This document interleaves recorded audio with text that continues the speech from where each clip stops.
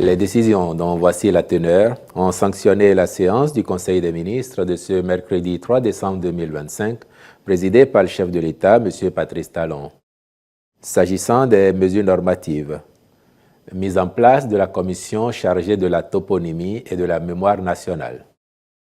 Cette initiative participe de la volonté du gouvernement de reconstruire un narratif cohérent avec le vécu de nos héros et notre identité, en inscrivant notre histoire dans la trame du présent et dans l'imaginaire des générations futures. L'objectif est de rééquilibrer notre mémoire nationale, de la replacer dans le sillage de la vérité historique, de la cohésion sociale et de la fierté partagée à travers la dénomination des lieux, espaces et rues.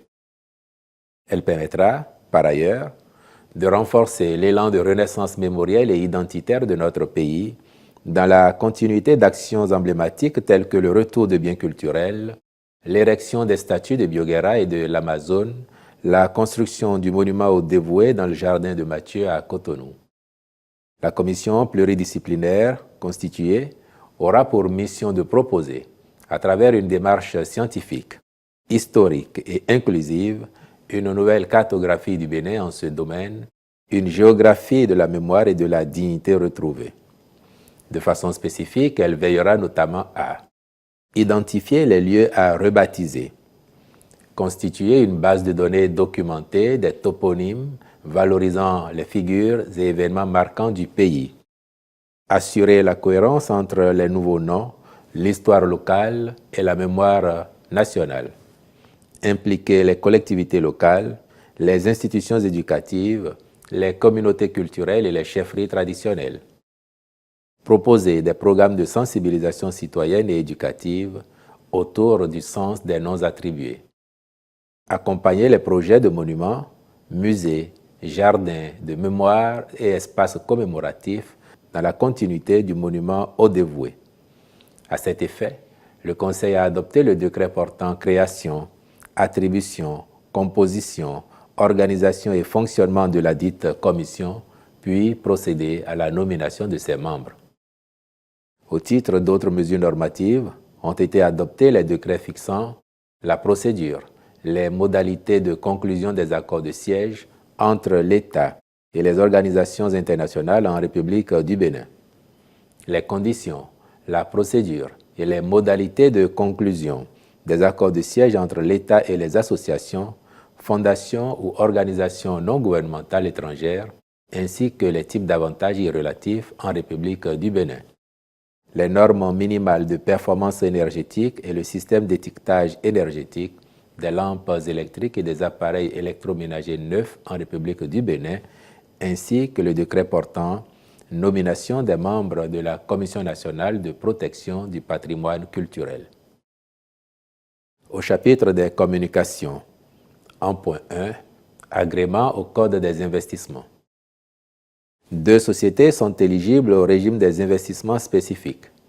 Il s'agit de Eka World SAS pour son projet de construction et d'exploitation d'un écoparc de loisirs dans la vallée de Sitatunga, arrondissement de Zinvier, commune d'Abomey-Calavi, et de Benegas Transformation and Solutions SA pour l'installation d'une conduite de gazoduc reliant la centrale électrique de Maria Gleta à la zone industrielle de Glodjigbe et la construction d'une station de décompression de gaz naturel comprimé dans la zone industrielle de Glodjigbe.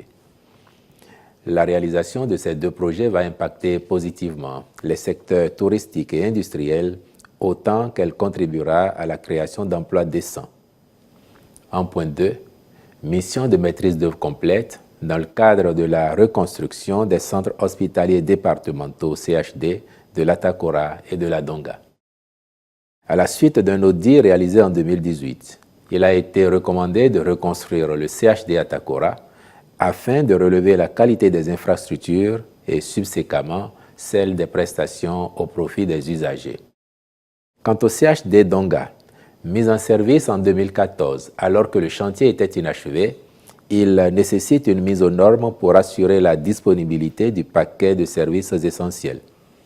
Les travaux, une fois achevés, garantiront la fonctionnalité optimale de ces 2 centres hospitaliers, leur permettant de jouer un rôle d'hôpitaux de référence par le renforcement de l'offre de soins dans les 2 départements. En vue de leur bonne exécution, la maîtrise d'œuvre complète intégrant les études de conception architecturale, les études techniques, d'impact environnemental et social, la surveillance et le contrôle. Donc la maîtrise d'œuvre devra être conduite avec professionnalisme. Aussi, le Conseil a-t-il marqué son accord pour la contractualisation avec des sociétés expérimentées et instruit les ministres concernés de veiller au suivi rigoureux des chantiers. En point 3, contractualisation pour l'implémentation de la plateforme de recherche, d'investigation et d'analyse médico-légale PRIAM. L'absence d'un dispositif d'analyse ADN constitue une faiblesse structurelle majeure dans le fonctionnement de la chaîne judiciaire des pays de la sous-région. Cette lacune impacte négativement la célérité des procédures, la résolution des affaires criminelles complexes et la souveraineté de l'État en matière de gestion des données sensibles. Aussi, le PRIAM se veut-il une solution pertinente visant à doter l'État d'un laboratoire national d'analyse ADN autonome conforme aux standards internationaux. Le projet consistera notamment en la mise en place d'un laboratoire modulaire robotisé de 220 mètres carrés entièrement équipé, adapté aux conditions climatiques locales, la formation certifiante de l'équipe technique dédiée, ainsi qu'en des sessions spécifiques à l'attention de l'ensemble des acteurs de la chaîne judiciaire, officiers de police judiciaire, magistrats, greffiers, experts techniques. Un accompagnement opérationnel suivi par un laboratoire d'hématologie médico-légale européen pendant 2 ans avec assistance à l'exploitation, transfert de compétences et appui à l'obtention de l'accréditation ISO 17025.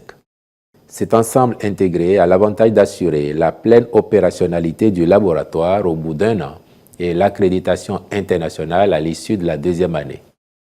Il est à signaler qu'en Afrique subsaharienne, un seul laboratoire de même type dispose actuellement de cette accréditation. Au demeurant, la mise en œuvre de ce projet fera du Bénin le pôle régional de référence en analyse ADN, en raison des retombées évidentes telles que la maîtrise des données génétiques nationales, l'accélération des procédures criminelles et l'amélioration du taux de résolution des enquêtes. En point 4, nouvelle dénomination de l'aéroport de Cotonou. Dans une logique de simplification et d'efficience, il apparaît judicieux de procéder à l'actualisation du nom dont l'énoncé s'avère trop long et difficile à mémoriser. Par ailleurs, dans la pratique, l'évocation du titre de la personnalité dont l'infrastructure porte le nom ou du quartier qui l'abrite n'est pas indispensable. Aussi, le Conseil a-t-il retenu que l'aéroport s'appelle désormais Aéroport Bernardin Gantin de Cotonou. Le ministre du Cadre de Vie et des Transports, chargé du développement durable, accomplira les diligences nécessaires à cette fin. S'agissant des rencontres et manifestations internationales, il a été retenu l'organisation au Bénin de la 2e édition du Forum national sur les objectifs de développement durable en décembre 2025 et la phase finale de la compétition Professional Fighters League du 13 au 22 décembre 2025. Au chapitre des mesures individuelles, enfin, les nominations ci-après ont été prononcées. À la présidence de la République, directeur général de l'Agence de promotion des investissements et des exportations APIEX, M. Éric Akouté.